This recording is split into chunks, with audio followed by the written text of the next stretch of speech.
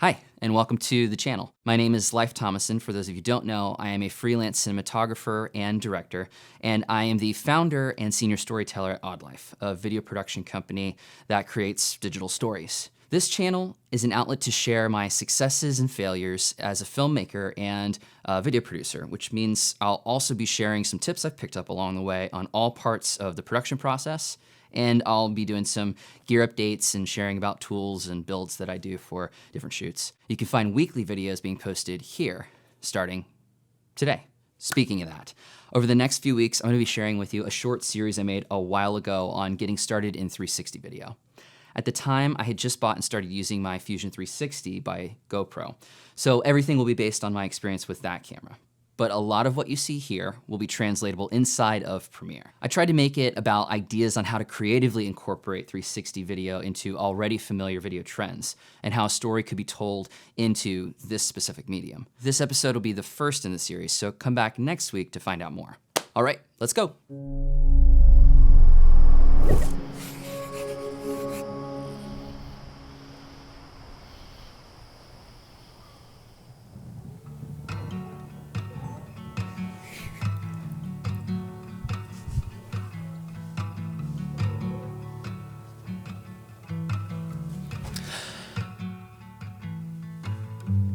Let's talk 360 video or virtual reality.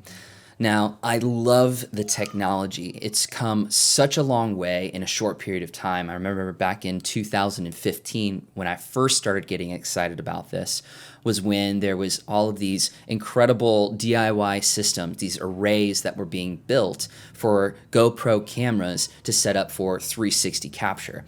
And the software was a little rudimentary at the time. You had to use 3 or 4 different programs just to get anything done. If you wanted to stitch the cameras together, there was a program for if it was just in a circular array or if it was in a 6-camera setup, 4-camera setup. You had to use all different kinds for it. If you wanted to composite anything, if you wanted to bring that into Premiere, even Premiere wouldn't natively handle it at the time. Fast forward back into 2019, and it's just such a smooth operation. I recently picked up the GoPro Fusion 360, and holy cow, I mean, it's not the only one that does this, but for a unibody system, it handles everything that I could possibly ask for, with the exception of live streaming, which I'm really not doing yet, and if that's the case, there's plenty of options out there for that as well. This is waterproof up to, I believe it's 15 meters. And man, I have that wrong. It's waterproof up to a certain level. And it has just the 2 cameras, one on either side, that handles each hemisphere, as well as an SD card recording to both right here within the battery system, behind the battery there. So, it captures 5.2K. You can edit that as an equirectangular timeline. You can capture that in an equirectangular timeline, or you can just use all of that information to edit as a 2D video after the fact if you wanted. Obviously you can also do some Tiny Planet and kind of whatever you'd like to see with that.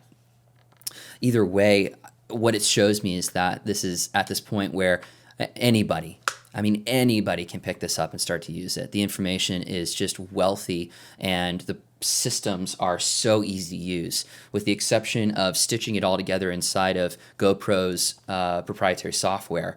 I take that, export that out, and bring it into Premiere and just start right away. Premiere and After Effects are both handling it.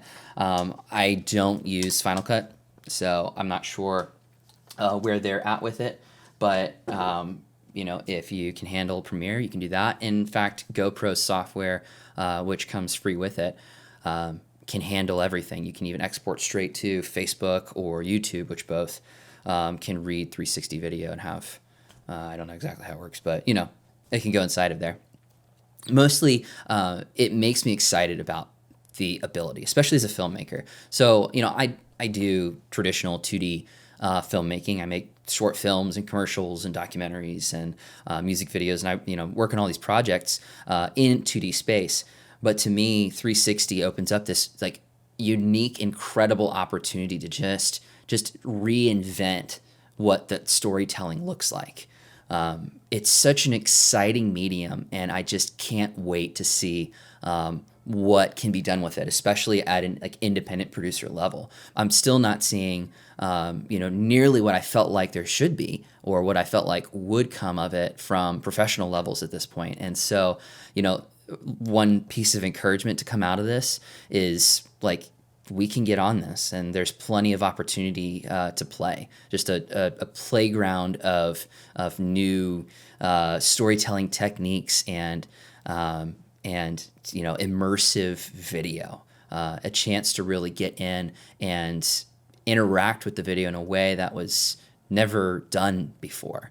So I hope that encourages you. Doesn't make it feel like this is something that's beyond your capability. Even on a small budget, the Fusion is like a $600-700 camera. There's cheaper ones. There's $100 cameras if you really want to go as low as that. That will totally get the job done and at least give you an introduction into the workflow of 360 and using virtual reality.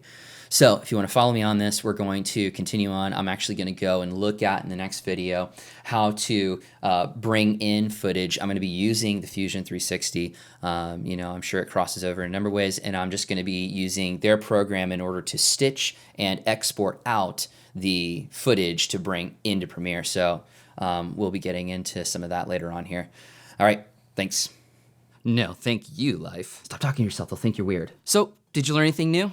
I'll have the next video ready next week if you want to follow along. Speaking of that, if you are new and want to follow along, the best way is to subscribe and hit the notifications bell. If you found this helpful, if you enjoyed it, or if you just felt bad for me and want to pity me, go ahead and like this video. I'm not too proud for a pity like. Thanks for watching. I'll be watching until then. I'll see you at home. I'll see you next week. Okay, I love you. No, bye. I don't know about you, but nope. Now, fast forward back into 2018, where we are today. I gotta double check that. Is it 2018? It's 2019, isn't it? I legitimately don't know. I don't like doing this.